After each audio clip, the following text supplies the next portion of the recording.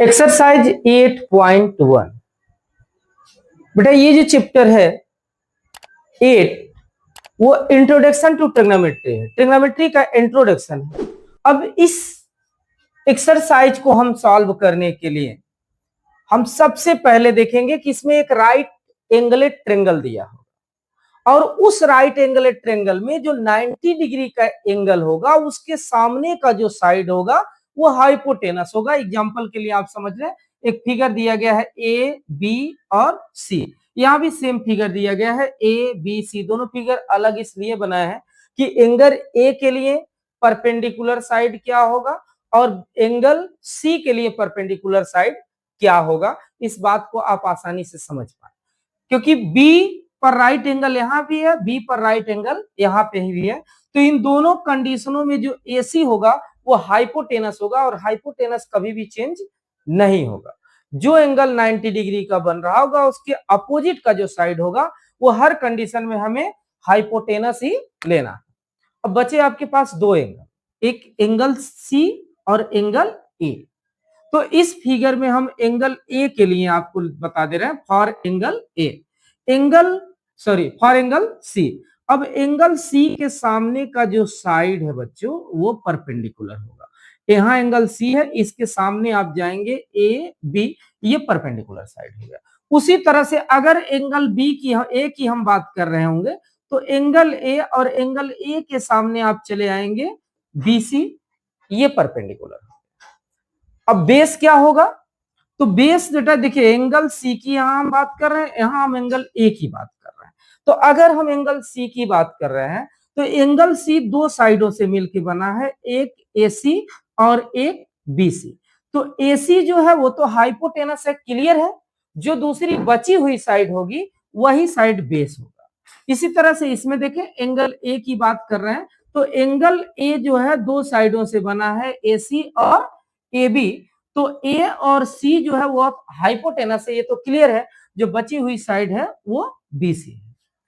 और भी आसानी से समझने के लिए आप समझ सकते हैं 90 डिग्री के सामने का जो साइड है वो हाइपोटेनस हो गया और जिस एंगल के बारे में बात की जा रही है उसके ठीक सामने आप चले जाएंगे, जो साइड बचेगा वो परपेंडिकुलर हो जाएगा। और इसके अलावा जो थर्ड साइड आपका रह जा रहा है, जैसे ये परपेंडिकुलर हो गया, ये हाइपोटेनस है, जो बचा हुआ साइड है वो बेस है। अब देखिए एक इसके फार्मूले को हम समझेंगे जो इसके इस एक्सरसाइज में यूज होना है।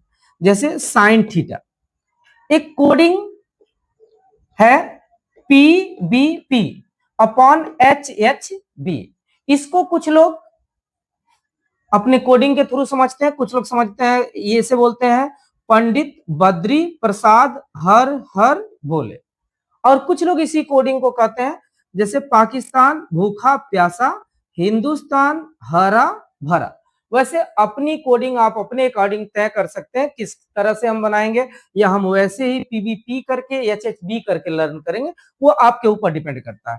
अब यहाँ देखिए अगर साइन थीटा का हम फार्मूला बनाए तो साइन थीटा का फार्मूला देखिए ये सबसे ऊपर है, पहले नंबर पे है साइन थीटा। तो इसमें पहले नंबर का जो चीज है पी बाई एच, तो यहां से हम साइन थीटा का फार्मूला पी बाई एच लिख सकते हैं। पी का मतलब परपेंडिकुलर और एच का मतलब हाइपोटेनस। इसको हम यूज करेंगे ताकि क्वेश्चन जल्दी से जल्दी सॉल्व हो सके। अब कॉस थीटा के लिए क्या करेंगे, दूसरे नंबर पे क्या है बी बाई एच। बी का मतलब हो गया बेस और एच का मतलब हो गया हाइपोटेनस। उसी तरह से टेन की बात करें, टेन का मतलब पी और यहां से बी, परपेंडिकुलर अपॉन बेस। अब अगर काट का फार्मूला आएगा तो टेन का उल्टा कर दीजिएगा। जैसे यहाँ पी बाई एच है तो इसको बी बाई एच आप बना दीजिएगा, बेस बाई परपेंडिकुलर हो जाएगा। उसी तरह से सेक का फार्मूला एच बाई बी हो जाएगा और कोसेक का फार्मूला एच बाई पी हो जाएगा। अब देखिए जो पहला क्वेश्चन दिया है इसको हम कैसे सॉल्व करेंगे, इसके लिए आप देखिए सबसे पहले एक ट्रेंगल दिया है एबीसी, इसमें राइट एंगलेड एट बी। ये आपको हर बार कोई भी क्वेश्चन दिया रहेगा तो सबसे पहले आप ये देखेंगे कि राइट एंगलेड जो है वो कौन से पॉइंट पे दिया है, ए पे दिया है कि बी पे दिया है, यही डिसाइड करना आपका मेन काम है। तो अब एक राइट एंगलेड ट्रेंगल बनाएंगे, एक ट्रेंगल हमने बनाया। अब इसमें जो 90 डिग्री का एंगल बनेगा यहां पे आपको बी को लिख देना है, जिसको राइट एंगलेड कहेगा इस क्वेश्चन में बी को कहा, अगर सी को कहेगा तो सी को 90 डिग्री के प्लेस पे लिख देंगे। बचे हुए जो दो एंगल आपके पास हैं उसमें आप फ्री है, किसी को कहीं भी लिख सकते हैं। बी यहां, आप यहां ए लिख लीजिए, यहां सी लिख लीजिए, या इस प्लेस पे सी लिख लीजिए, और ए की जगह पे आप एक यहाँ पे ए लिख सकते हैं, यहाँ पे आप सी लिख सकते हैं। इन दोनों में कोई बाउंडेशन है, लेकिन आप जिसको 90 डिग्री कह रहा, राइट एंगलेड कह रहा है, उसको तो आपको उसी पॉइंट पर लिखना है, नहीं तो आप क्वेश्चन गलत कर जाएंगे। अब देखिए इसमें दिया क्या है, A B equal to 24 centimetre. तो ए से बी की जो वैल्यू है वो 24 सेंटीमीटर है, तो इसको आप लिख दीजिए A B equal to 24 centimetre.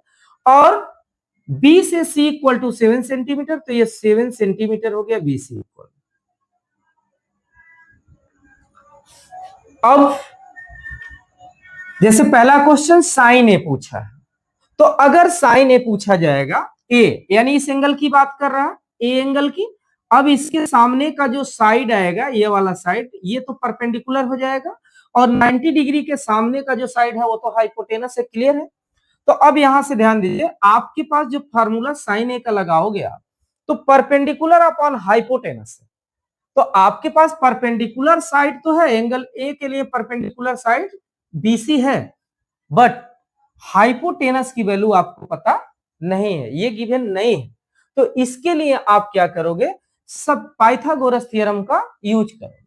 भाई पाइथागोरस क्या होगा, AC का square equal to AB square plus BC square. आप यहां लिख दीजिएगा, ब्रैकेट में यहां पे लिख देंगे बाई पाइथागोरस, बाई पाइथागोरस।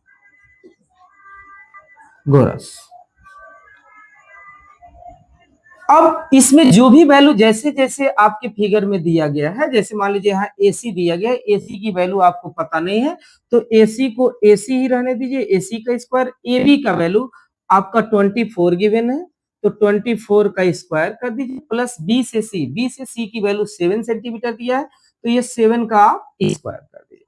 अब 24 का अगर हम स्क्वायर करेंगे तो ये होता है 576, और 7 का होता है 49, दोनों को ऐड करेंगे 625 होगा।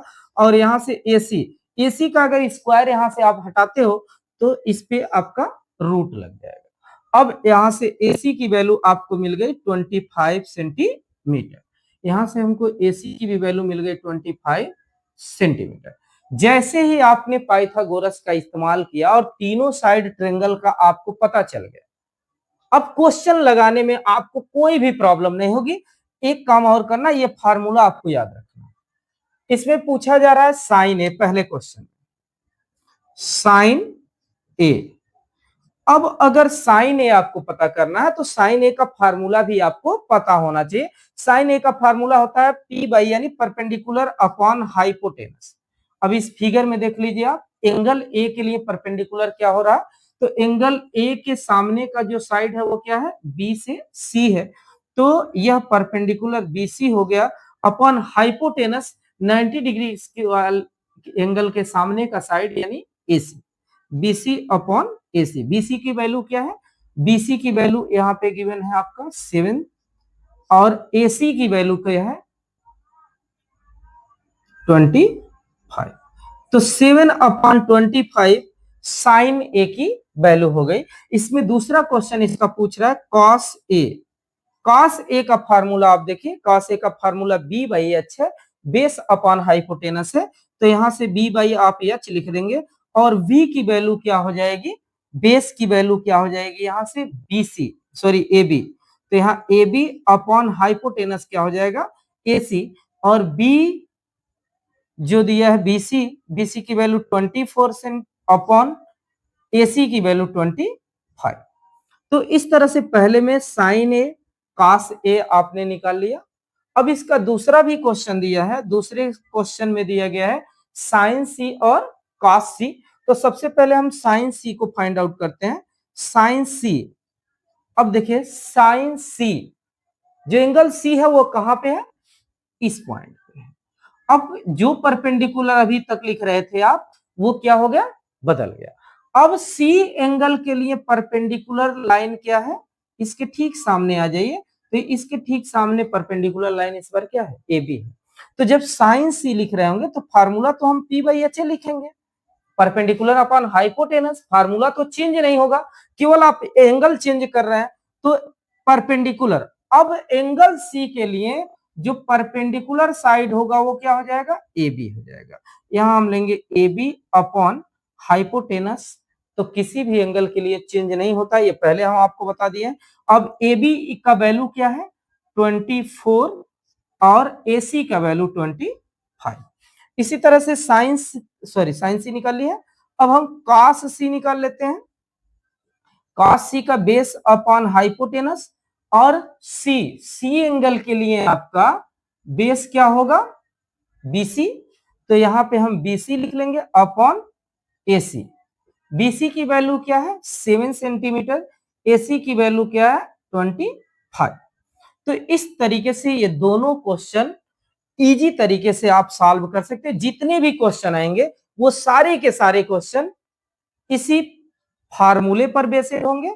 और जो हमने आपको बताया कि आपको ये जरूर पता कर लेना होगा कि परपेंडिकुलर साइड कौन सा होगा, जिस एंगल की बात कर रहे होंगे उसके सामने का साइड परपेंडिकुलर होगा, हाइपोटेनियस क्लियर होगा, और जो तीसरा साइड बचेगा वो बेस हो जाएगा।